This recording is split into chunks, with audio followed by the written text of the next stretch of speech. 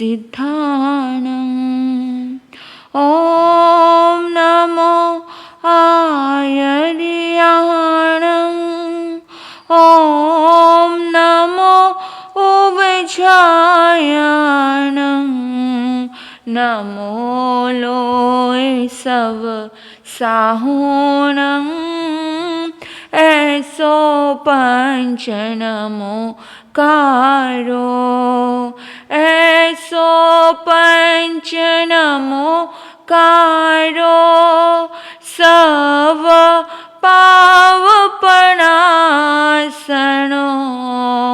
मंगलाणं च सवेसिं परमं हवै मंगलम्। मंगलाणं च सवेसिं परमं हवै मंगलम्। अरिहंत परमात्मा की आज्ञा लिखते हुए धर्मासन ग्रहण करेंगे। जिंदगी बची हुई है 4 दिन।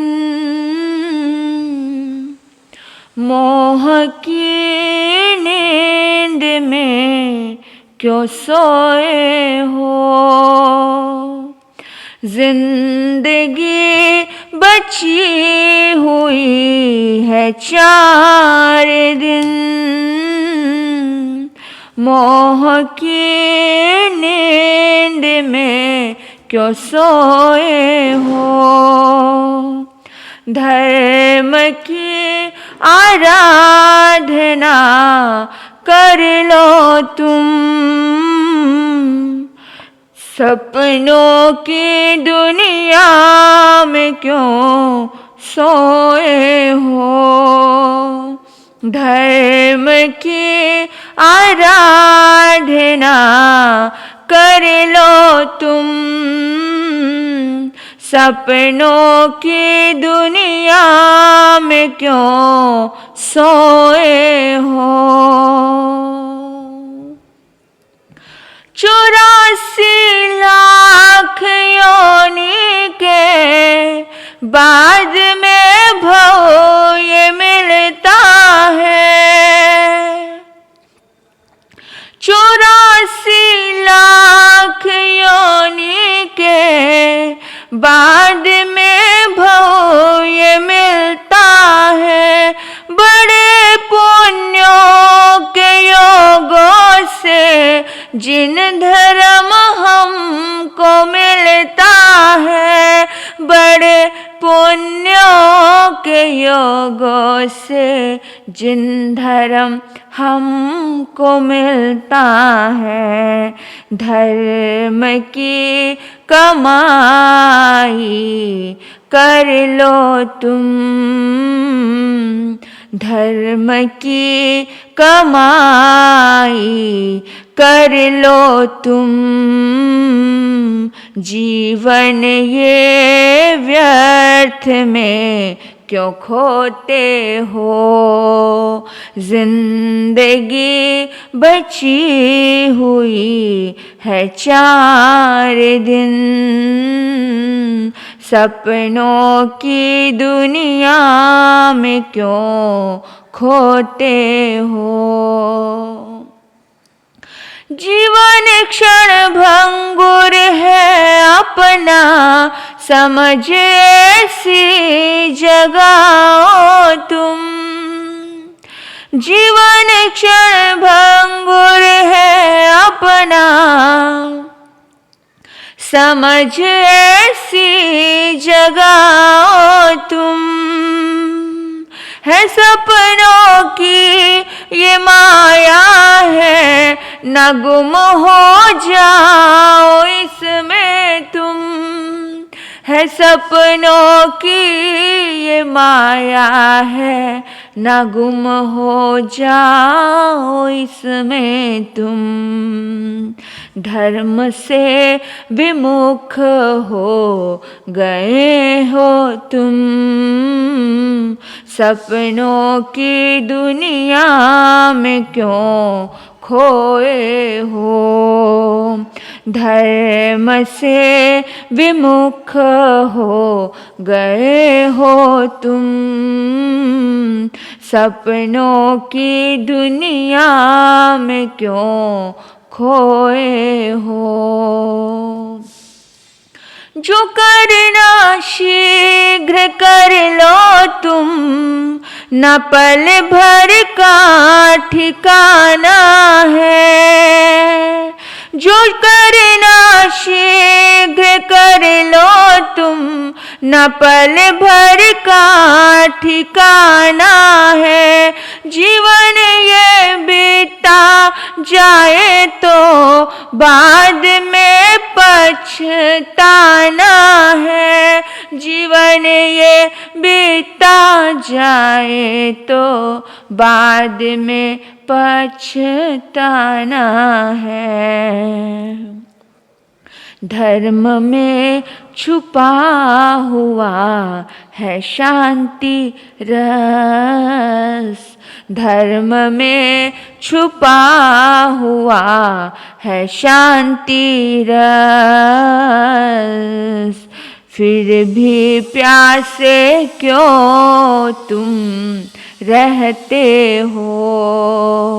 जिंदगी बची हुई है 4 दिन, सपनों की दुनिया में क्यों खोए हो।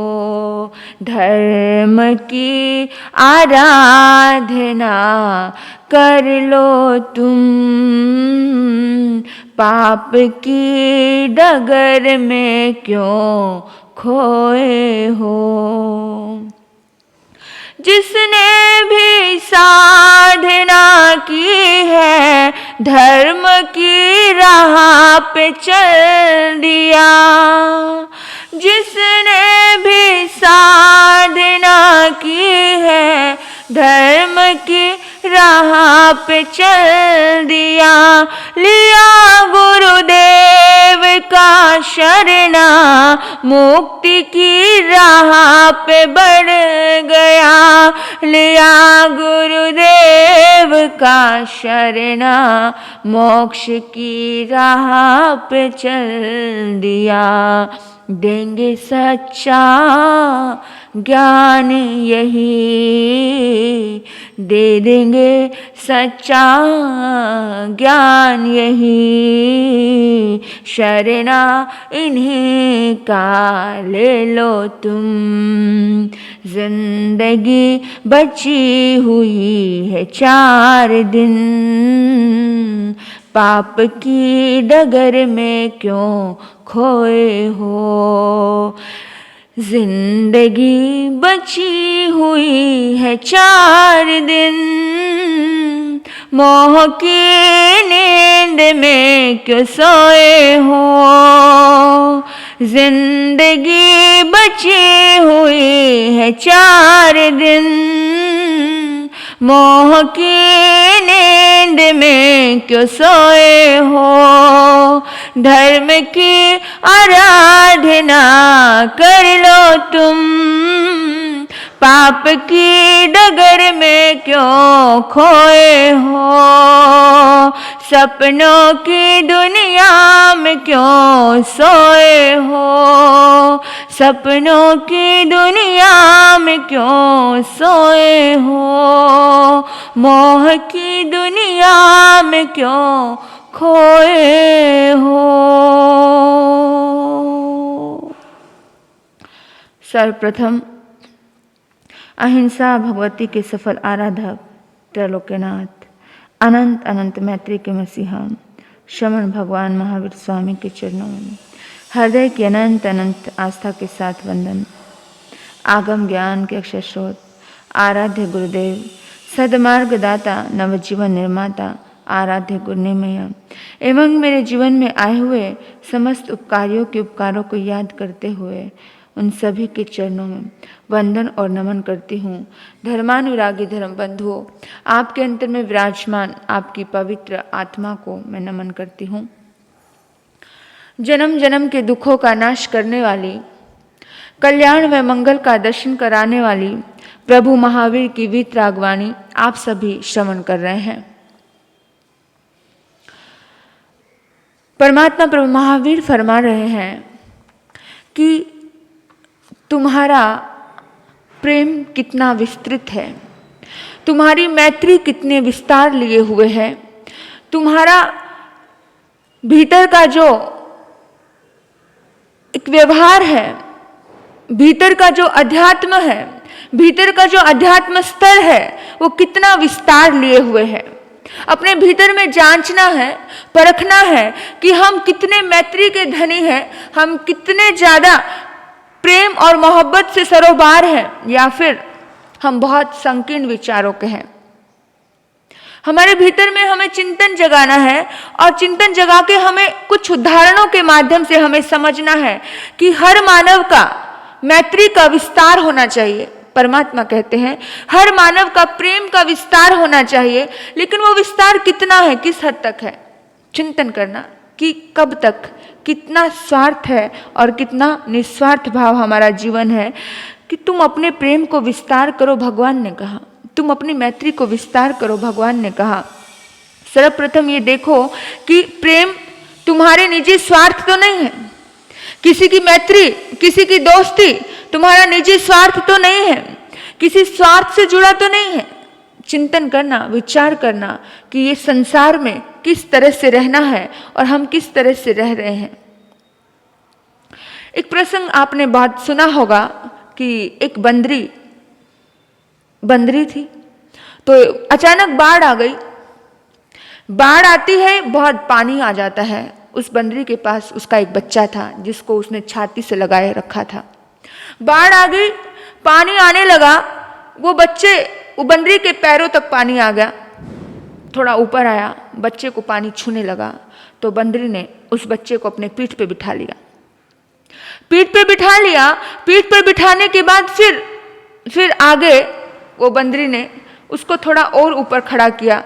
फिर पानी का लेवल बढ़ा, बंदरी के नाक तक पानी आया, बंदरी के आंख तक पानी आया। जैसे ही बंदरी के आंख तक पानी आया तो बंदरी ने कुछ नहीं सोचा, बंदरी ने अपने जीवित बच्चे को जमीन पर डाला, यानी उधर डाला और खुद खड़ी हो गई।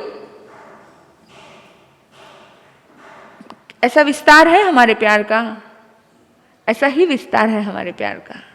इतना ही संकीर्ण है हमारा प्यार इस दुनिया के लिए, इस संसार के लिए।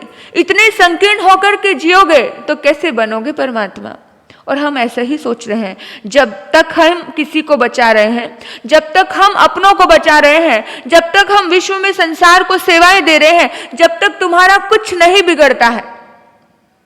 जिस दिन तुम्हारे ऊपर बनती है, जिस दिन तुम्हारा कुछ खोने लगता है, जिस दिन ये प्रकृति तुम्हारी कुर्बानी मांगती है, उसी समय में आप तो ऐसा करने लगते हो जैसे बंदरी ने किया।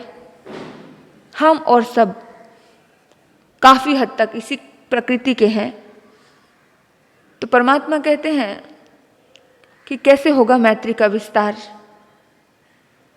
कैसे होगा प्रेम का विस्तार। इतनी संकीर्ण मानसिकता को लेकर के जीने वाले कैसे करेंगे संसार से अपना उद्धार। कोई भी परमात्मा स्वरूप शक्ति कुर्बानी देना जानती है, कुर्बान होना जानती है, कुर्बानी लेना नहीं जानती है। लेकिन हम लोग तो इतने ज्यादा स्वार्थी हैं कि अपना काम बनता, भाड़ में जाए जनता। कहां हम सोचते हैं विस्तार रूप लेकर के, कितने हद तक सोचते हैं हम विस्तार रूप लेकर के, नहीं सोच पाते। जब तक तुम्हारे किसी स्वार्थ की पूर्ति होती है तब तक तुम्हारा उससे प्रेम होता है। जिस दिन तुम्हारी स्वार्थ की पूर्ति होनी बंद हो गई, तुम्हारा प्रेम खंड खंड होकर के बिखर जाता है। देखो, बहुत बार आते हैं लोग मेरे पास और कहते हैं हमारे साथ मेरी बहुत अच्छी दोस्ती थी अमुक अमुक से, लेकिन पता नहीं जब उसने पैसा मांगा या कुछ ऐसी मुसीबत आई, मैं हेल्प नहीं कर पाया, तो बंदे ने बात करनी छोड़ दी। सामने वाला ये नहीं सोचेगा कि सामने वाला भी मजबूरी में होगा, सामने वाला भी कोई परेशानी में होगा, लेकिन उसने तुम्हारे लिए नहीं कुछ किया तो उस बात करना बंद। कहाँ विस्तार है प्रेम का? हमारा प्रेम कैसा है, हमारी मैत्री कैसी है, विचार करना। और हम अपने रिश्तों को कैसे निभा रहे हैं। हम कुर्बानी लेना बहुत अच्छे से जानते हैं, कुर्बानी देना नहीं जानते हैं। जिस दिन कुर्बानी देना जानोगे, अपना कुछ मिटता हुआ दिख रहा है, तब भी किसका भला हो रहा है। पहला कदम है धर्म द्वार पर, पहला कदम है एक कदम मानवता की ओर, पहला कदम है। जिस दिन ये पहला कदम आपके जीवन में आता है तो समझना आपने परमात्मा बनने के लिए पहला कदम उठाया है। और ये पहले कदम सभी तीर्थंकरों ने उठाए हैं। भगवान आदिनाथ के जीवन का चिंतन करें, उनके पूरे भाव के जीवन का चिंतन करें। बाज और कबूतर आता है, बाज और कबूतर लड़ते लड़ते आते हैं और आकर के कबूतर उनके गोद में आकर के बैठ जाता है और बाज कहता है ये मेरा भोजन है, इसको मुझे दे दो। कबूतर शरण में आता है, कबूतर डरा होता है, कबूतर कहता है मुझे बचाओ। मेघरथ राजा कहते हैं कि मैं शरण में आए हुए जीव को रक्षा करना मेरा फर्ज है, मैं इसकी रक्षा करूंगा। बाज ने कहा ऐसे कैसे, ये नहीं हो सकता है, ऐसे किसी का भोजन को लुका छुपा करके रख लेना, ये तो सरासर अन्याय है। मैं भूखा हूं, मुझे भी तो चाहिए। शरण देना आसान था, लेकिन सामने वाले के साथ न्याय करना आसान नहीं था। उसने कहा न्याय करो, राजा का काम होता है न्याय करने का। उसने न्याय किया, उसने कहा बोल क्या चाहिए। बोला फिर इसके हिस्से का मांस मुझे दे दो। उसने कहा ठीक है देता हूं। किसका देना है? अपना ही देता हूं। यहां हुई कुर्बानी, और अपना कट्टार मंगवाते हैं और अपना मांस काट कर देने लगते हैं। जब जब भी कुर्बानियां होती हैं तीर्थंकर गोत्र का बंद होता है। जब जब भी आपको लगे कि कुछ कुर्बानी करने का मौका आ रहा है, तो इसका मतलब है आपका मैत्री का विस्तार बढ़ रहा है, आपके प्रेम का विस्तार बढ़ रहा है, आपको भगवान होने का काम आप करना शुरू कर दिया है आपने जब जब भी। तो मेघरथ राजा ने अपने पूरी का पूरा शरीर कहीं कहीं से काटना शुरू किया और तराजू में रख दिया। कबूतर एक तराजू में कबूतर है और एक तराजू में मांस है। लेकिन आप यकीन नहीं करोगे, कबूतर भारी होता जाता है। राजा मेघरथ राजा अपनी बॉडी का हर हिस्सा कतरा कतरा काट के उस पर डालता है। लोग समझाते हैं, मंत्री समझाते हैं, बहुत रानियां चिल्लाती है, लेकिन किसी की नहीं सुनता है। नहीं, मेरा न्याय, मेरी कुर्बानी, और करता जाता है। परीक्षा की हद हो जाती है तो देवता अपना रूप बनाते हैं और कहते हैं आपकी परीक्षा थी, आपकी दया की परीक्षा थी, आपकी करुणा की परीक्षा थी। आप किस हद तक मैत्री का विस्तार आपके दिल में है, किस हद तक प्रेम का संचार आपके दिल में, इसकी परीक्षा थी। इंद्र ने बड़ी तारीफ की थी और ईर्ष्या का जन्म हुआ था। ईर्ष्या का जन्म हुआ तो परीक्षा लेने चले आए, लेकिन जैसा सुना उससे कई गुना ऊंचे निकले आप। धन्य है आपकी आत्मा। और राजा को सेम वैसा ही बना दिया जैसा था। लेकिन जिस पल में उसने अपने बॉडी को काटा, उस पल में जो दर्द और उस पल के जो भाव थे, उस पल की जो मोहब्बत थी, उस पल जो उस जीव को बचाने की जो भीतर से एक पीड़ा थी और कुर्बानी का जो एक दिल में एक संचार था, बस वो कुर्बानी का संचार उनके पुण्य के अकाउंट बैंक में जाता है और तीर्थंकर गोत्र का बंद कर देता है। सोचने का बात है। कुर्बानी परमात्मा तक पहुंचा देती है, कुर्बानी परमात्मा बना देती है।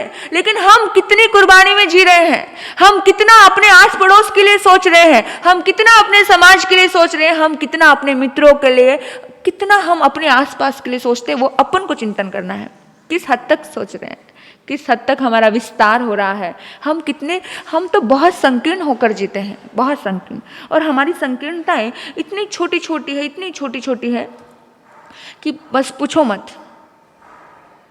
पता है कैसी है हमारी संकीर्णता? एक मकान में आग लग जाती है, भयानक आग लग जाती है, तो उसका जो पिता होता है, मतलब जो बुजुर्ग होता है, उसकी तो हार्ट बीट तेज हो जाती है। हार्ट बीट तेज होती है, दर्द से द्रवित होता है, हाय मेरा मकान जल रहा है, हाय मेरा मकान जल रहा है, रोता है, चिल्लाता है, आसपास जितना भी पानी होता है डालता, लेकिन आग बढ़ती जाती है। इतने में किसी व्यक्ति ने कहा, अरे भाई क्यों चिंता करते हो, इसका 10 लाख का, 20 लाख का, 30 लाख का, जो भी उसका मकान का रेट होगा, बीमा करवा दिया है तेरे बेटे ने, कल ही तो बात हुई है। या फिर ये जो मकान है ना, ये मकान किसी को बेच दिया है, तो अब कितना दर्द होगा। आप उस व्यक्ति की जगह पे अपने आप को सोच लो, उस व्यक्ति की जगह पर अपने आप को सोच लो कि अब कितना दर्द होगा। अब तो जो उसके हाथ पैर फूल रहे थे, जो वो हाथ पैर मार रहा था, खड़ा हो गया और देख रहा है आराम से, अभी कुछ टेंशन नहीं है। क्या मकान दूसरे का जिसको बेचा उसके लिए दर्द नहीं आया, या बीमा करवाया जितना भी करवाया वो पैसा जाएगा उसके लिए दर्द नहीं आया। दर्द कब तक था? जब तक खुद का दर्द अपनी लगी, दूसरे की लगी दिल लगी। अपना दर्द और दूसरे का दर्द हंसी मजाक और आराम से देख रहा है। इतने में बेटा आया, बेटा कहता है, पिताजी कोई शिकन नहीं चेहरे पर, कोई दर्द नहीं चेहरे पर, क्या हो गया है तुमको? हमारा मकान जल रहा है और तुम खड़े हो। बोला जब तक हमारा मकान था तब तक बड़ा पुरुषार्थ किया था, बहुत मेहनत की थी, लेकिन पता चला तूने बेच दिया, पता चला तूने बीमा करवाया हुआ है। कोई भी कुछ भी ऑप्शन ले लो, लेकिन बेटे ने कहा नहीं, बेचने की बात हुई थी, बेचा नहीं है। बात हुई थी, अभी तो अपने ही रजिस्ट्री में है। बीमा करवाने की बात हुई थी, बीमा करवाया नहीं है। चिंतन करना, विचार करना, दर्द कब था, कितने संकीर्ण हो गए हम। अगर दूसरे का भी मकान होता और तब तुम्हें दर्द होता और तब तुम उसके लिए पुरुषार्थ करने लग जाते। धर्म द्वार पर पहला कदम रखा है। अभी सिर्फ अगर यही सोच है, सिर्फ यही सोच के अपना काम बनता है, भाड़ में जाए जनता, तो समझ लेना आप कि आप तो इंसान कहलाने के लायक भी नहीं हो अपने। क्योंकि इस अंतर में एक परमात्मा होता है और एक शैतान होता है। भगवान भी होता है, शैतान भी होता है, दोनों ही होता है। अब दोनों में से आपकी शक्तियां, परमात्मा तत्व की शक्तियां जागी है या शैतान की शक्तियां जागी है। ये शैतान सोचता है ऐसा कि अपना काम बनता, भाड़ में जाए जनता। और पता है हमारा प्रेम, मतलब इस दुनिया ने बाहर और भौतिक चीजों से बहुत प्यार किया है। जीते जागते जीव से तो प्यार नहीं किया, जड़ से प्यार किया है। जीते जागते व्यक्तियों से दुनिया कहाँ कब क्या प्यार करती है। जो ज्यादा धनवान होगा, जो ज्यादा अमीर होगा, वो आजकल की लड़की का बॉयफ्रेंड होगा। आज अगर प्रेम भी कोई लड़की करती है ना, तो ऐसे दिल से तो किसी पे दिल नहीं देती है, यहाँ से प्यार करती है। आजकल की लड़कियाँ या आजकल के लड़के जो भी हम सुनते हैं और बात करते हैं, यानी कि प्रेम का विस्तार बहुत कम रहा है। सच्ची मैत्री परमात्मा की बहुत कम रही है। आज लैला मजनू कभी नजर नहीं आ रहे हैं कि एक को चोट लगे दूसरे को आ जाता है, निशान आ जाता था। आज शिशि पुन्नु नजर नहीं आते हैं। आज नहीं है वो सब जो एक प्रेम का जहाँ विस्तार था। और दुनिया में जिस प्रेम को अमर कर दिया गया, कहाँ है आज वो प्रेम? राजुल रथ अरिष्टनेमी का प्रेम, भगवान महावीर और आर्य चंदनवाला का प्रेम कहाँ है? गौतम और परमात्मा प्रभु महावीर का प्रेम कहाँ है? दिया। गौतम ने 4 वेदों के जानकार थे, इतने ज्ञाता थे, इतने जानकार होने के बाद भी अपनी कुर्बानी दी। कुर्बानी ही तो है, अपना सब बनाया ठाठ बाट सब छोड़ देना और परमात्मा चरणों में समर्पित हो जाना। कौन किसी के नीचे जाता है? कौन किसी के नीचे जाता है दूसरे का होने के लिए? अगर कोई जा रहा है तो प्रेम का विस्तार है ना। लेकिन आज की लड़की और आज का लड़का देखता है कि लड़की खूबसूरत है तो जच गई, लड़की देखती है, अरे गाड़ी है, बंगला है, अमीर है, सब है तो ठीक है। झोपड़ी वाले से प्यार क्यों नहीं होता है? किसी झोपड़ी खाने में रहने वाले लड़के से प्यार क्यों नहीं होता है? क्योंकि प्रेम का सच्चा विस्तार ही नहीं है। बाहरी चीजों से बहुत मोहब्बत की है, अपने प्रेम को लुटाओ, अपने प्रेम की कुर्बानी देना जानो तो दुनिया में अमर होते हो, ऐसे ही अमर नहीं होते हैं। और हम लोग जिंदगी में इतना खंड खंड करके जीते हैं, इतना खंड खंड अपने जीवन को जीते हैं। मतलब जो बाहरी आग मकान में नहीं लगी थी, आग तो मेरेपन में लगी थी, आग मेरेपन में लगी थी। मेरा शब्द जहां जुड़ जाता है मतलब वहां पर ही आग है।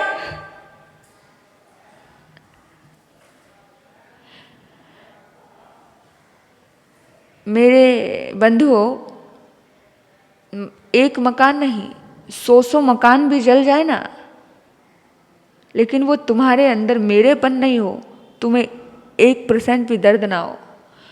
हम तो इतने निष्ठुर हो चुके हैं, हम आराम से शान से न्यूज़ लगाते हैं और न्यूज़ में हम बहुत बार सुनते हैं इतने लोग मर गए हैं, इतना ये आ गया, इतना वो हो गया, इतना बाढ़ आ गई, बाढ़ से इतने लोग मर गए, है ना, भूकंप आ गया, ऐसा हो गया वैसा हो गया, और हम आराम से चाय की चुस्कियां ले रहे होते हैं। मन में कभी एक प्रार्थना नहीं जागती, प्रभु उन आत्माओं को रक्षा प्रदान करना, प्रभु उन आत्माओं को सुरक्षा प्रदान करना। एक प्रार्थना मंगल भावना नहीं जागती है। आप देखते जाते हो, चाय की चुस्कियां लेते जाते हो। आप सोचना कि जहां पर मेरापन आता तो क्या चाय की चुस्कियां ली जाती? परमात्मा का प्रेम इतना विस्तार था कि किसी भी दूसरे व्यक्ति के प्रति दर्द होता ना, किसी भी दूसरे व्यक्ति को, तो उसका दर्द भी अपने ऊपर फील करते थे। परमात्मा के प्रेम का विस्तार, उसका दर्द, उसकी बेचैनी, उसकी तड़फ भगवान अपने ऊपर फील करते थे। चंडकोशिक जहरीला था, लेकिन वो खुद दर्द में था। भगवान उसके पास गए, भगवान ने कहा संग बुज्जंग चंडकोशिया, और जागो जागो। और बस भगवान के वो प्यार भरे शब्द, भगवान को डंक मारने के बाद दुनिया को उसने डंक नहीं मारा, बदल डाला, पूरा का पूरा जीवन बदल डाला। चंडकोशिक से भद्रकोशिक हो जाता है। शूलपाणी, जब हम कहेंगे हम कब तक किसी का दर्द सहते रहे, लेकिन भगवान कितने घंटे उसका दर्द सहते हैं, कितने बार बार उसकी पीड़ाएं सहते हैं, लेकिन शिकायत नहीं करते, क्योंकि भगवान तो कुर्बानी करना जानते थे। इतना दर्द कर सकता है कोई आत्मा, लेकिन परमात्मा तत्व स्वरूप व्यक्तित्व ही दर्द देने वाले का उद्धार करता है और उसकी सुकून और उसकी खुशी का चिंतन करता है कि वो दर्द में है, वो बीमार है, वो पीड़ा में है, वो बेचैन है, तो अपने आप ही उसका दर्द स्वयं पे महसूस होने लगता है। ये प्रेम का विस्तार होता है। और उस समय में, उस पल में, उस क्षण में भगवान शूलपाणी को फूल पानी बना करके रख देते हैं। शूल खत्म हो जाते हैं, फूल जन्म लेते हैं। आपको सोचना है, विचार करना है कि हमारे जीवन में कोई ऐसा व्यक्ति है जो व्यक्ति बार बार हमें क्रोधित कर रहा है, जो बार बार हमें इरिटेट कर रहा है, जो बार बार मेरा कहना ही नहीं मान रहा है, अंदर में जब भी उसका निमित्त मिल रहा है तो मुझे गुस्सा आ रहा है। क्या हम भगवान स्वरूप व्यक्तित्व नहीं बन सकते? हम नहीं सोच सकते कि वो भीतर से बीमार है? अगर कोई गुस्से में है, देखो जैसे चंडकोशिक की जिंदगी का देखें तो वो भी दर्द में मरा था। शूलपाणी का हम देखते हैं तो वो भी दर्द में मरा था। उसका हम इतिहास पढ़ते हैं तो कैसे उस बैल को कैसे भूखा, उस बैल को कैसे तड़फाया गया, कैसे उसके साथ कोई भी उसका ध्यान नहीं रखता है, वो प्यास से तरस तड़फ के मरा था। भगवान ने उसके दर्द को देखा तो उसके दर्द को फील किया कि कोई भी आत्मा दर्द से गुजरेगी तो वो क्रोधित ही होगी। दर्द से तो कभी भी कोई क्रोध कर रहा है तो क्या हम नहीं सोच सकते कि वो दर्द में है, वो दर्द से गुजर रही है, क्योंकि वो आग उसके भीतर तो आग जल रही है। तो शांति का पानी हम नहीं डाल सकते क्या किसी के ऊपर? अगर हम शांति का पानी डालें तो हम कुर्बानी कर रहे हैं, समझ लेना।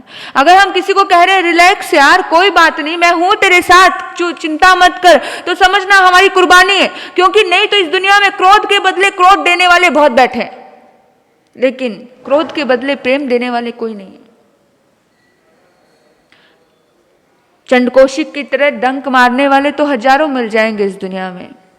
चंडकोशिक की तरह डंक मारने वाले तो हजारों मिल जाएंगे इस दुनिया में, लेकिन महावीर के जैसे किसी का डंक खाकर के प्रेम लुटाने वाले कोई कोई होते हैं। जो होते हैं वही प्यार का विस्तार कर पाते हैं, वही मैत्री का विस्तार कर पाते हैं, और वही ये बात बोल पाते हैं कि खामे में सवे जीवा खवंतु में, मिट्टी में सवे भुवे सुवैरंग मज्जमनक नहीं। वही ये वाक्य बोल पाते हैं। और अगर ये वाक्य बोलने की ताकत हमारे पास है, अगर ये वाक्य, ये शब्द बोलने की शक्ति मेरे पास है, तो निश्चित रूप से हमारे जीवन का उत्थान होने ही वाला है। कोई नहीं रोक सकता। कोई कितनी आंधियां आ जाए, कितने तूफान आ जाए, कितने भी झंझावट आ जाए, लेकिन इस आत्मा को पवित्र बनने से कोई रोक नहीं सकता। पर संकल्प हमारा कि क्रोध लेकर के कोई आए तो मुझे बस कुछ भी हो जाए प्रेम बरसाना है, वो संकल्प।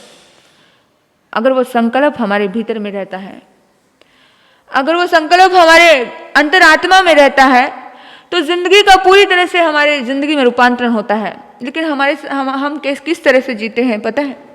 हम किस तरह से जी रहे हैं और हमारा जीना कैसा है और हमारे रिश्ते किस प्रकार चल रहे हैं। हम बहुत थोते हैं अंदर से। हम कितना भी किसी को कहें कि ये मैं ऐसा हूँ, मैं ऐसा करता हूँ, लेकिन इतने खाली हैं, हम इतने खाली हैं कि हमें आदत हो गई है कि बेकार का बोझ अपने ऊपर लेने की, किसी का क्रोध अपने ऊपर लेने की आदत कोई नहीं होनी चाहिए, लेकिन हो गई है। हम किस तरह से लेते हैं पता है? एक राजा सड़क से गुजर रहा था, अपनी यथ यात्रा कर रहा था, और वन विहार करते करते उसने देखा कि एक बहुत वृद्ध पुरुष है, बहुत वृद्ध पुरुष, और वो चलते चलते जा रहा है, उसके सिर पे बहुत ज़्यादा बोझ है। तो उस राजा ने कहा कि बाबा तुम मेरे रथ पे आकर के बैठ जाओ। तो उसने कहा नहीं, आप कहाँ आप और कहाँ मैं आपके रथ पे कैसे बैठ सकता हूँ? तो बाबा ने मना कर दिया, चलता रहा।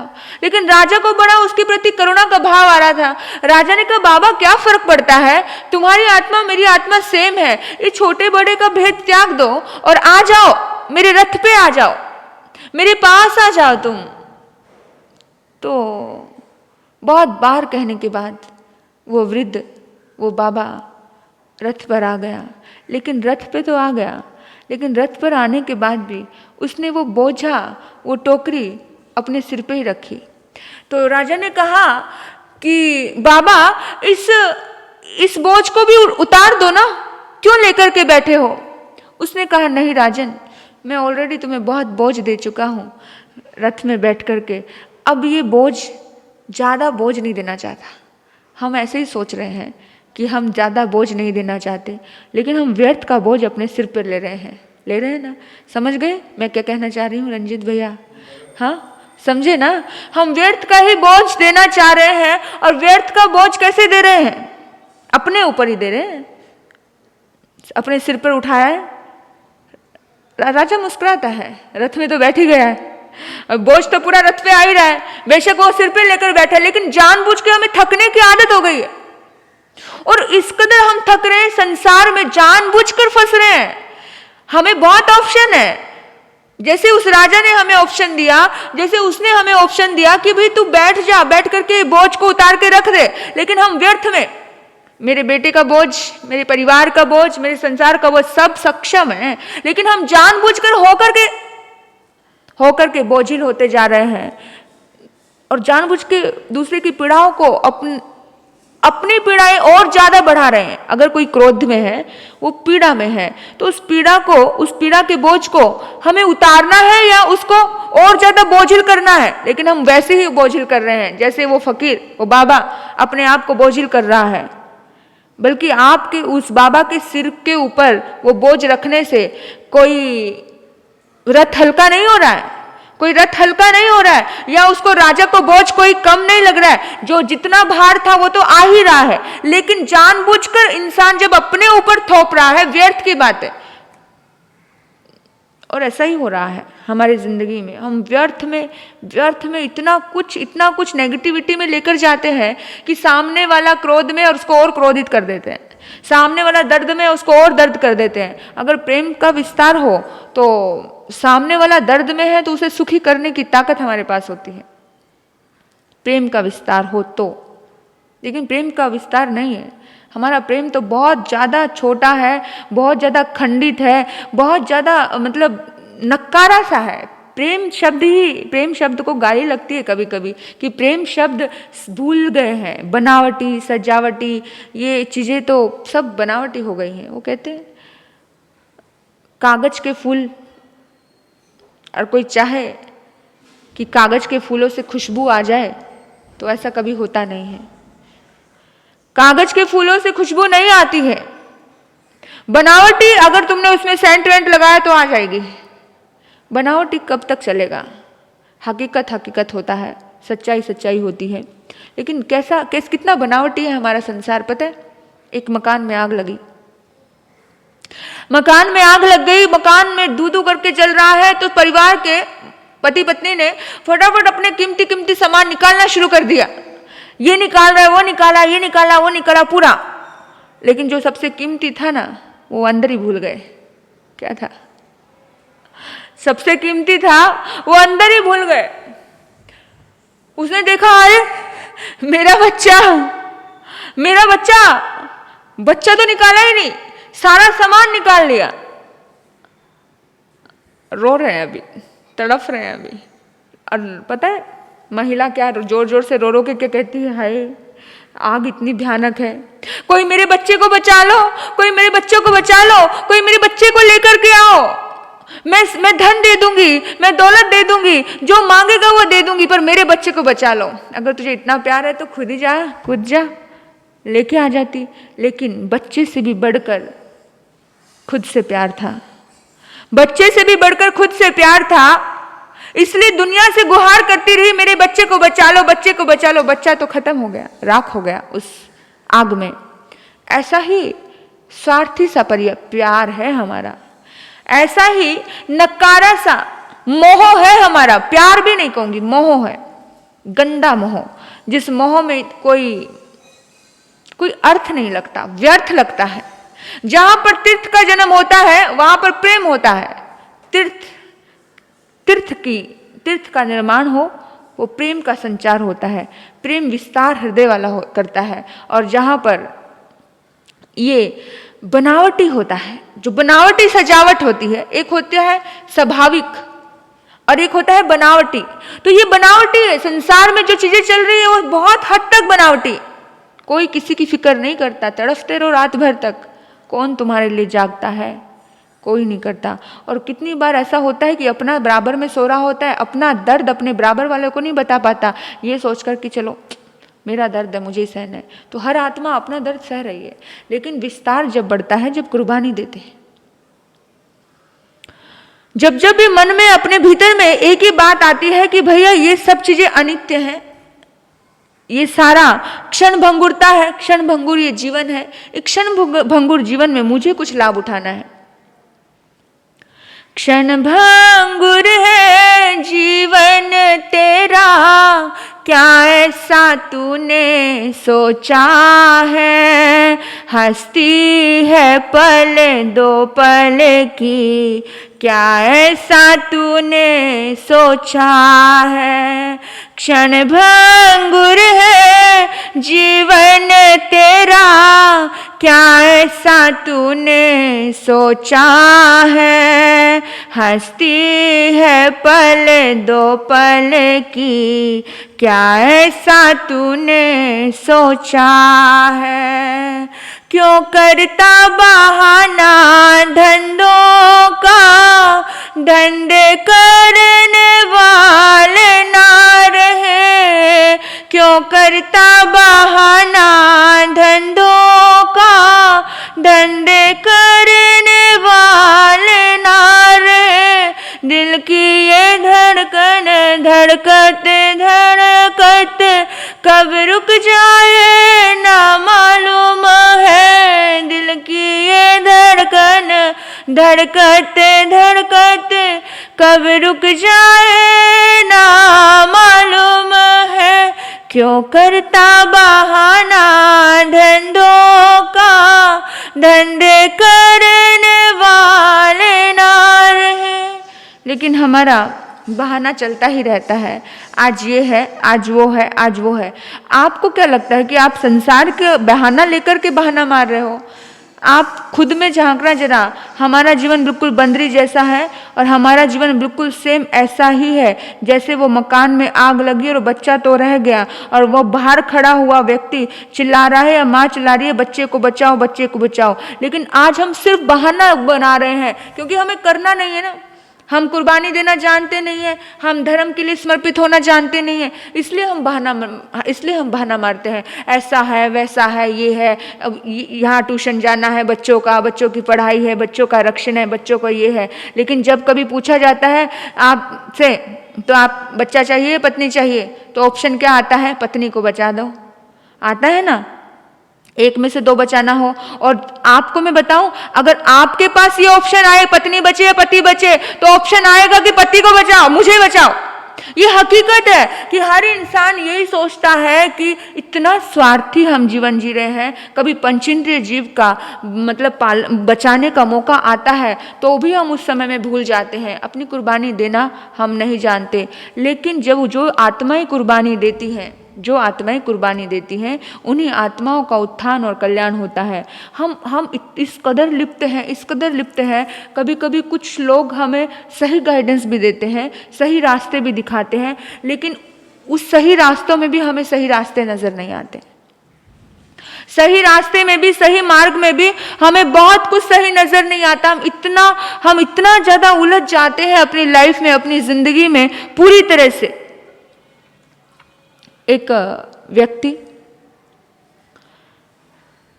किसी पेड़ की शाखा पर लटका है और पेड़ की वो शाखा कुएं के बीच में जा रही है और कुएं में बहुत बड़ा अजगर भूखा है, मुंह खोल करके खड़ा है कि वो व्यक्ति गिरे और मैं खा लूं। ये संसार कितना स्वार्थी है, ये बता रही हूं।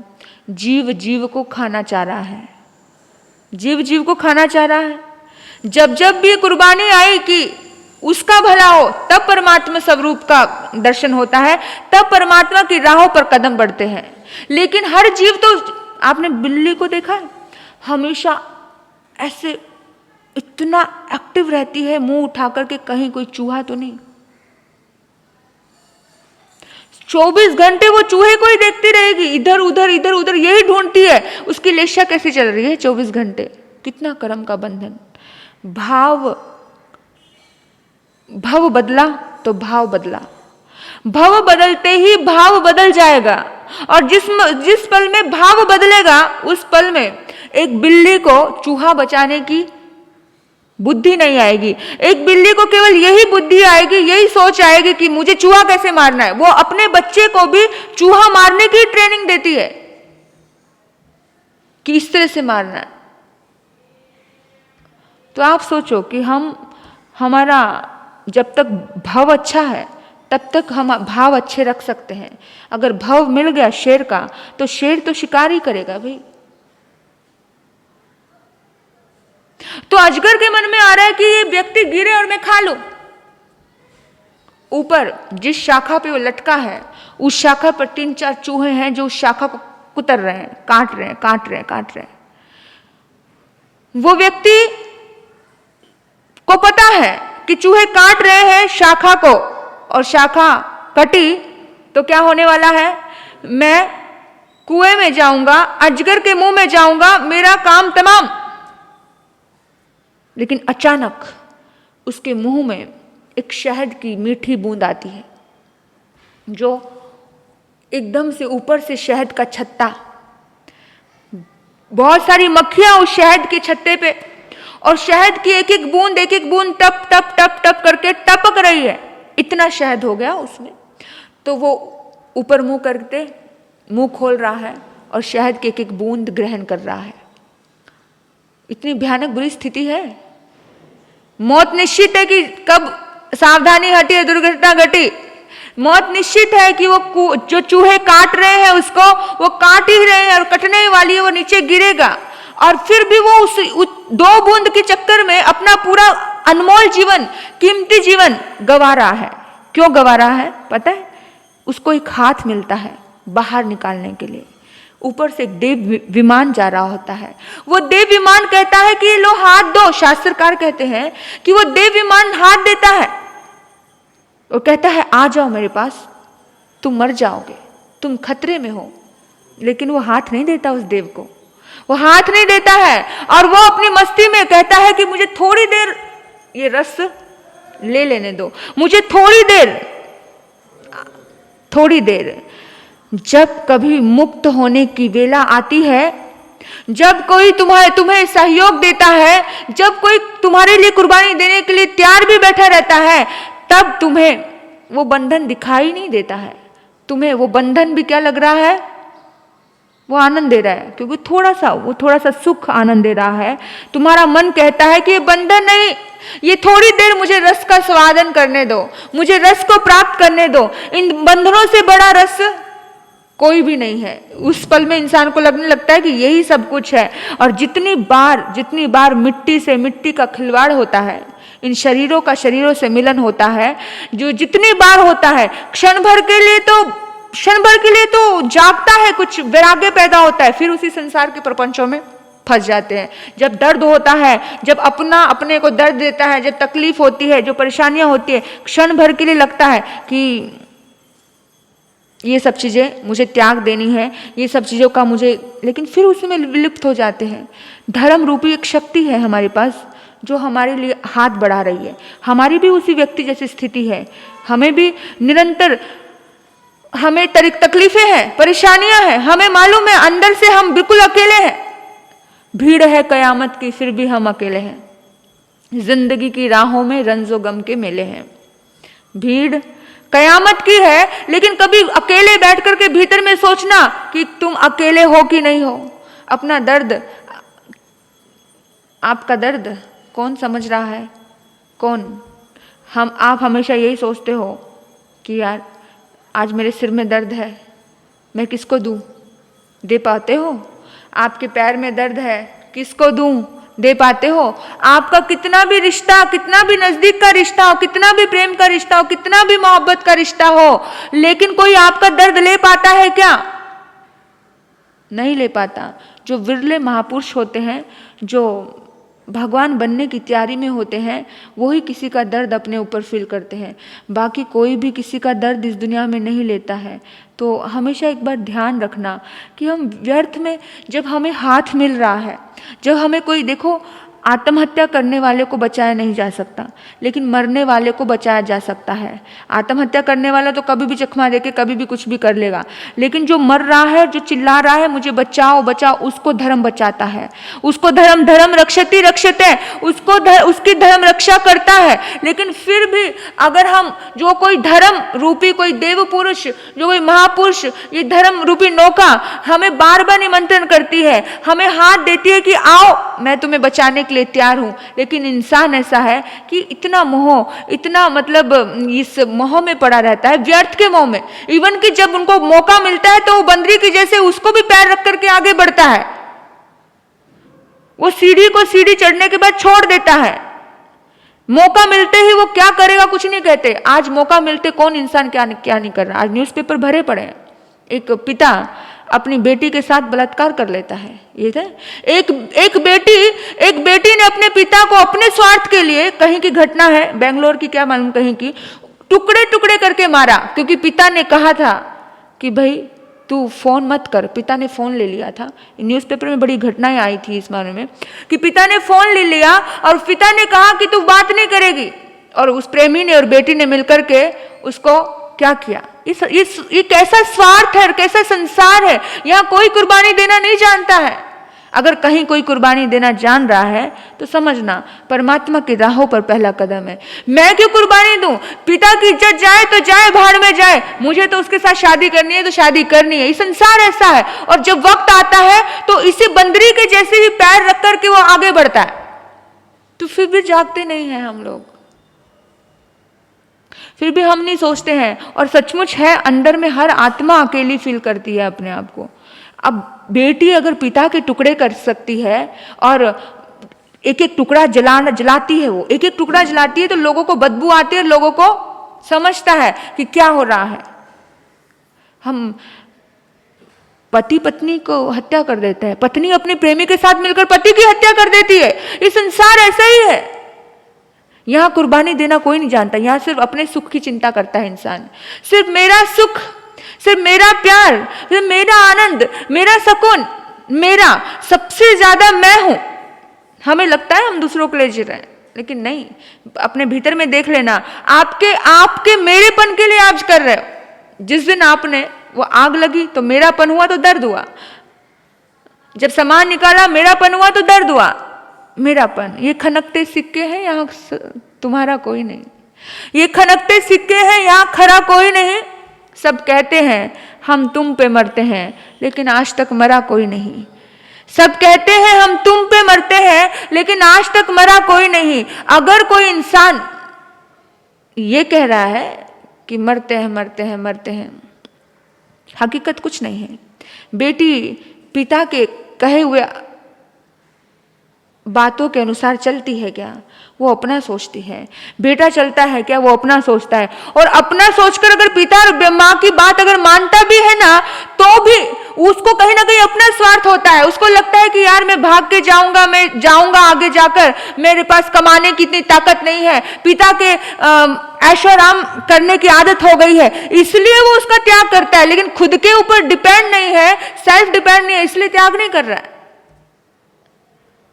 और बातें किसको दे दी जाती है कि उसकी वजह से, फला फला की वजह से ऐसा हो रहा है। मैं कहती हूँ निश्चित रूप से अगर तुमने कुर्बानी देना सीखी है तो मैं तीर्थंकर गोत्र का बंद हो सकता है।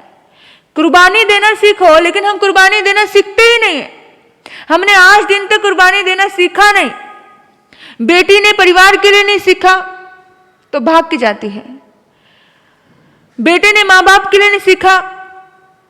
अभी कहीं की बात है, नाम तो नहीं लेना चाहती, तो माँ बाप ने बहुत बार समझाया लड़के को कि बेटा हमारे खानदान की इज्जत है, तो इस लड़की से शादी मत कर। एक मुसलमान लड़की को शादी करके लेकर आता है और माँ बाप ने कहा मेरे घर में नहीं। कमाता था, वो भी कमाती थी, मेरे घर में नहीं तो अलग से किराए पे फ्लैट लेकर के रहता है। मैंने समझाया, मैं उसके घर गई, मैंने उसको समझाया, मैंने कहा क्या है छोड़ ना, माँ बाप के आशीर्वाद से बढ़कर थोड़ी कुछ है लड़की। बोला नहीं, शादी करूंगा तो इसी के साथ करूंगा। चिंतन करने वाली बात है कि कहाँ कोई कुर्बानी देना जानता है। यहाँ पर ऐसी ही स्थिति है। ये बार बार ये चित्र अपने दिमाग में लेकर के आओ। मैं फिर से आपको बता रही हूँ कि बंदरी तब तक अपनी छाती से लगाए रखती है उस बच्चे को, फिर अपनी पीठ पे रखती है, लेकिन जब वो खुद डूबने लगती है उस बंदरी अपने बच्चे को उतारती है और उसके ऊपर खड़ी हो जाती। ये बच्चे भी ऐसा ही कर रहे हैं, माँ बाप भी ऐसा कर रहे, पूरा संसार ऐसा ही कर रहा है। तो आप सोचना कि हमारे प्रेम का कितना संकीर्ण रूप हम जी रहे हैं। हम संकीर्णताओं में जी रहे हैं, हम विस्तार होकर नहीं जी रहे हैं। हमारा जीवन कितना भी आगे बढ़ जाए, हम बहुत संकीर्ण हो गए। और जब संकीर्ण होते हैं तो ये वाक्य हम कभी बोलने में सार्थक साबित नहीं होते हैं कि वैरंग मज्जंग नहीं, मिट्टी में सभी हुएसु, मेरे सब मित्र हैं। ये वाक्य हम बोल ही नहीं सकते, क्योंकि सब मित्र होते तो सबका चिंतन होता, लेकिन यहाँ सबका चिंतन नहीं, यहाँ सिर्फ स्वयं का चिंतन है। मुझे अच्छा लग रहा है तो बस, माँ बाप को क्या लग रहा है ये देखा नहीं जाता। लेकिन जिस दिन ये देखा जाता है तो महावीर का आदर्श प्रकट होता है कि महावीर का जीवन कितने आदर्श जीवन लेकर के आता है कि मेरी माँ जब तक इस धरती पर रहेगी मैं उनको कष्ट नहीं दूंगा। मेरे माता पिता, अभी तो मैं जन्म भी नहीं लिया हूं तो भी मेरे लिए इतनी चिंता है, तो मैं उनको कष्ट नहीं दूंगा। कितनी बड़ी सोच थी ना महावीर के आदर्श। हम महावीर की जयकारें बहुत लगाते हैं, लेकिन महावीर के आदर्शों का पालन हम नहीं करते। इतने सुंदर रिश्ते निभाए। जब जो कोई आत्मा पूरे विश्व का कल्याण करने निकली है ना, वो कभी भी, हम बहुत बार एक वाक्य बोल देते हैं, राजपाट ठुकरा दिया, परिवार को ठुकरा दिया। कोई भी संत पुरुष परिवार को ठुकराता नहीं है। मुझे खुद से एक प्रश्न हुआ, मैंने एक प्रश्न किया था आप लोगों से कि किसी भी आत्मा को कभी कुछ आतंकवादी बनना होता है या कुछ गलत कार्य करने होते हैं, चोर लुटेरा बनना होता है, तो वो आज्ञा नहीं मांगता है। मेरे भीतर से प्रश्न आया, मेरे मन में पहले ये प्रश्न था कि अच्छे काम के लिए तो कोई इंसान किसी को आज्ञा मांगनी पड़ती है और बुरे काम के लिए कोई आज्ञा नहीं मांगता है। तो फिर मेरे भीतर में खुद से ये चीज जागी कि कोई भी इंसान जब कोई अच्छे काम के लिए बढ़ रहा होता है तो भी वो आज्ञा लेकर के जा रहा है। तो इसका मतलब जब कोई सिद्ध पुरुष बन रहा है, जब कोई अरिहंत बन रहा है, जब कोई तीर्थंकर बन रहा है, जब कोई पूरे विश्व को सुख देने वाला बन रहा है, तो वो व्यक्ति अपने को दुख कैसे दे सकता है? इसलिए वो आज्ञा मांगता है। अब हम अंतकर्ण सूत्र में बहुत बार पढ़ा हमने कि पहले वो आज्ञा लेने जाता है, माँ को मनाता है, माँ को समझाता है, माँ को पूरा एकदम माइंड फ्रेश करता है, उसके बाद वो उस राह पर जाता है। तो कोई भी सिद्ध पुरुष हुए, कोई भी महापुरुष हुए, कोई भी दिव्य पुरुष हुए इस दुनिया में, इस धरती पर, वो कभी भी अपनों को दुख नहीं देते हैं, वो ठुकराते नहीं। ठुकराना शब्द बड़ा गलत और बड़ा गंदा शब्द हो गया है। कभी भी जब सारी दुनिया को अपनाने जा रहे हैं, जब वो अपने प्रेम का पूरा विस्तार करने जा रहे हैं, वो किसी को कैसे ठुकरा सकता है? महावीर ठुकराए, महावीर ने कितना संकल्प लिया कि जब तक माँ बाप जीवित रहेंगे तब तक दीक्षा भी नहीं लूंगा। फिर भाई ने कहा, इतने अच्छे रिश्ते तो कोई साधारण व्यक्ति थोड़ी निभाता है। भाई ने कहा भाई 2 दिन रुक जा, 2 साल रुक जा, तो रुक गए 2 साल। 2 साल रुकने के बाद वो ऐसे रहे जैसे वो घर में नहीं है।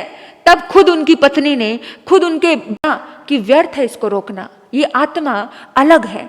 तो जब सामने वाला खुद जानता है तो अपने आप ही उसके प्रेम को समझ करके कि ये व्यक्ति सारी दुनिया का नाथ बनने के लिए आया है। जब उसकी पत्नी ने देखा कि ये व्यक्ति सारी दुनिया का नाथ बनने के लिए आया है, लेकिन ये व्यक्ति सबसे पहले मेरा नाथ बना है, तो फिर मैं क्यों इसे बंधन में रखूं? तो खुद उसको आज्ञा मिलती है भगवान वर्धमान को। वर्धमान से जब महावीर बनते हैं तो हमें चिंतन और सोचना है कि कोई भी सिद्ध पुरुष, हम बहुत उल्टी सीधी बातें हम पढ़ते हैं।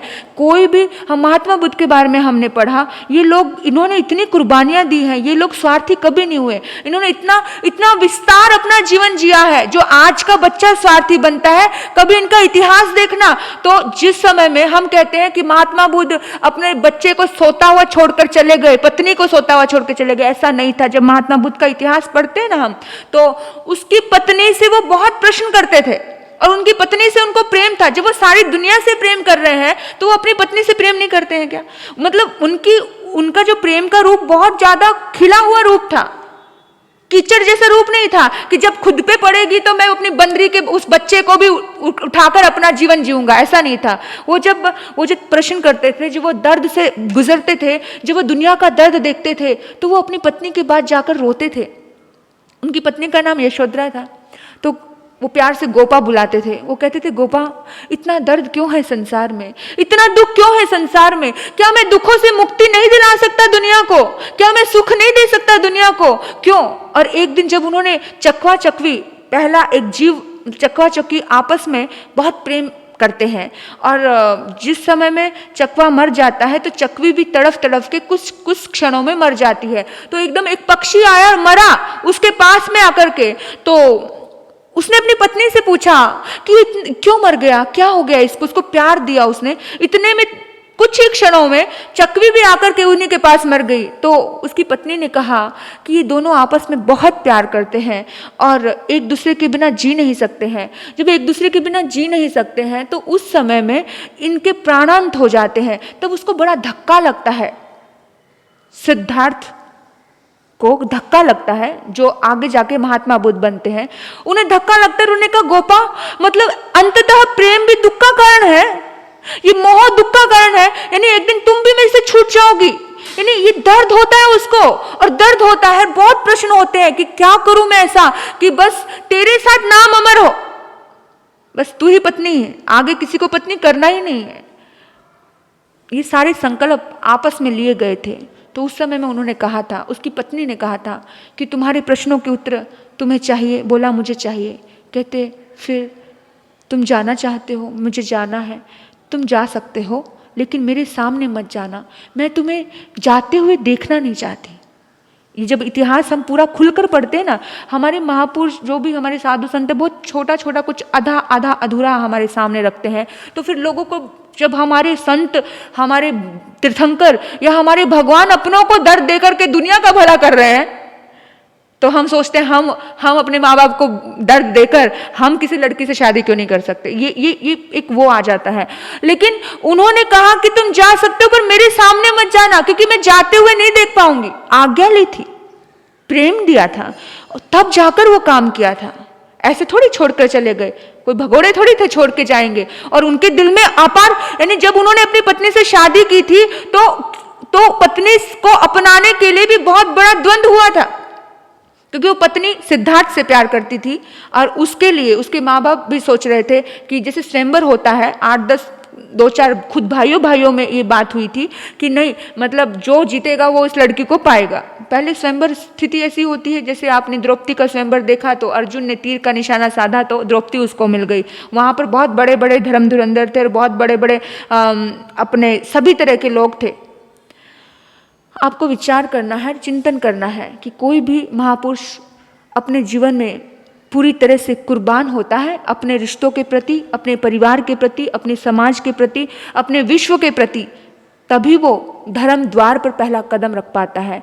तीर्थंकर होना भी कुर्बानी का एक लक्षण होता है। जब वो असीम कुर्बानी देता है, सीमित नहीं, असीमित कुर्बानी दिया अपने आप की, तब जाकर के वो तीर्थंकर बनते हैं। खुद का नहीं सोचा, कुर्बानी देना शुरू कर दिया। तो कोई भी आत्मा कुर्बानी देती है, तब जाके धर्म द्वार उनके लिए खुलता है। तो हमें यही चिंतन करना है कि हमारा प्रेम का विस्तार कितना है, हमारा मैत्री का विस्तार कितना है। अगर हमारा प्रेम और हमारा मैत्री बहुत सीमित है और बहुत कुंठित है, तो बस वही बात आती है, अपना काम बनता भाड़ में जाए जनता, मस्त रहो मस्ती में आग लगे बस्ती में। ये जो वक्त है, ये चिंतन है ना, ये जिन लोगों के डायलॉग हुए हैं, ये जो जिन लोगों के डायलॉग हैं, ये बहुत ज़्यादा मतलब मोह में अटके हुए और गंदे मोह में अटके हुए। जैसे कीचड़ में पैदा होने वाला जो कमल होता है वो निरासक्त भाव से जीता है, लेकिन ये लोग तो वो है कि कीचड़ में रह करके सुअर की भांति कीचड़ को ही स्वर्ग समझ रहे हैं। ऐसे लोगों का उद्धार और कल्याण कभी नहीं होता है। तो अपने प्रेम का विस्तार अपने परिवार से करना है। अपने प्रेम का विस्तार हमें अपने परिवार से करना है। धीरे धीरे परिवार से समाज में आता है, समाज से देश में जाता है और पूरी जगती तल का फिर उद्धार करने के स्वामी हम बन जाते हैं। जब हमारे मन में एक विचार जागता है कि प्रभु इस दुनिया में कोई भी व्यक्ति मेरे निमित्त से दुखी ना हो, तो बस तीर्थंकर गोत्र तो आपके द्वार पर दस्तक दे ही देगा। तो यही हमारी दुआ और मंगल कामना है आपके लिए कि ऐसा ही भाव आपके अपने भीतर में प्रकट करते जाना कि सबसे पहले परिवार देखो, फिर अपना आस पड़ोस देखो, अपना समाज देखो, फिर विस्तार करते जाओ। तो जितना विस्तार रूप होगा, पहले तीर्थंकर का परिवार था, फिर समाज हुआ, फिर विस्तार रूप हुआ और विस्तार रूप होकर के तीर्थंकर पूरी दुनिया का उद्धार और कल्याण करते हैं। बस वही हमारा लक्ष्य होना चाहिए, वितरागता हमारी भावना होनी चाहिए। तो आपने मुझे सुना, मैं आपके भीतर बैठे परमात्मा तत्व को नमन करती हूँ, वंदन करती हूँ। ओम शांति, ओम शांति।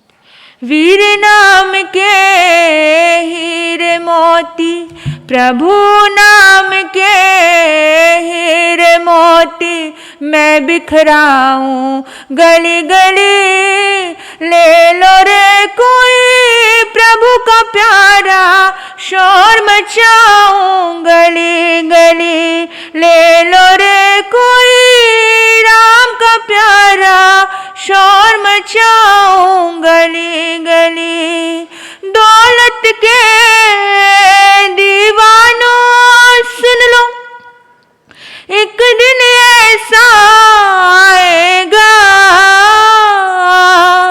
धन दौलत और महल खजाना यही पड़ा रह पाएगा। अरे धन दौलत और महल खजाना यही पड़ा रह जाएगा।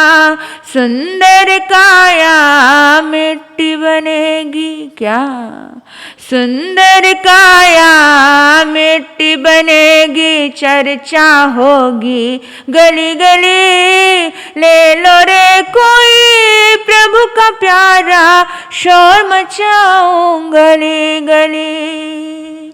जिसने ये सब मोती लूटे वो तो माला माल हुए, दौलत के जो बने पुजारी आखिर वो कंगाल हुए। अरे दौलत के जो बने पुजारी आखिर वो कंगाल हुए। सोना चांदी वालों सुन लो, लोहे कपड़े वालों सुन लो, अरे ओ पनवेल वालों सुन लो, बात सुनाऊं खरी खरी, ले लो रे कोई प्रभु का प्यारा, शोर मचाऊं गली गली, शोर मचाऊं गली गली, मैं शोर मचाऊं गली गली। ओम शांति।